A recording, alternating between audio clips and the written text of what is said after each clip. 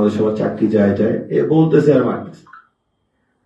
তৃতীয় দিন, চতুর্থ দিন, তো এখন যেটা দেখলাম সেটা হচ্ছে কি, এই মারার যে সময় আমাকে ভোর 4টার সময় নিয়ে যায় ইয়াতে, তখন আমাকে বলতেছে কি, যদি তোমার তুমি সোজা করে হাঁটছো এই কারণে আরুন স্যার দেখছে, তুমি যদি বেকায় বেকায় হাঁটতা তাহলে তোমার সত্যি পাটা ভাঙতো না। তা মাঝে মাঝে মনে পড়ে, কিন্তু আমি তো এখনো বেঁচে আছি।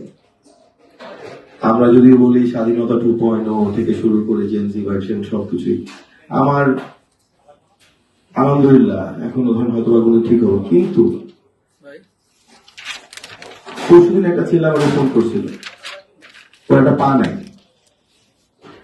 তো বলতে ভাই বাসায় বাজার নাই, আমি কোনো উত্তর দিতে পারি না। আমি ধরেন আমার এখন একটা বড় ফ্যামিলি হয়েছে, আমার এখানে ধরেন তামিম, নিহান, সারাফ, সাইফ, এরকম প্রায় 38-40 জনের সবার সাথে আমরা কথাবার্তা বলি করি।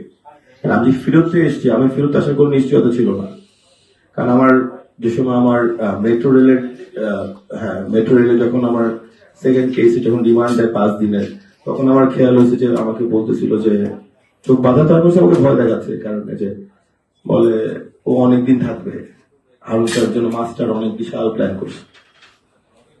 তো নাও ফেরত আসতে পারতাম, কত রব্বুল আলামিন সবচেয়ে বড় উত্তম পরিকল্পনাকারী।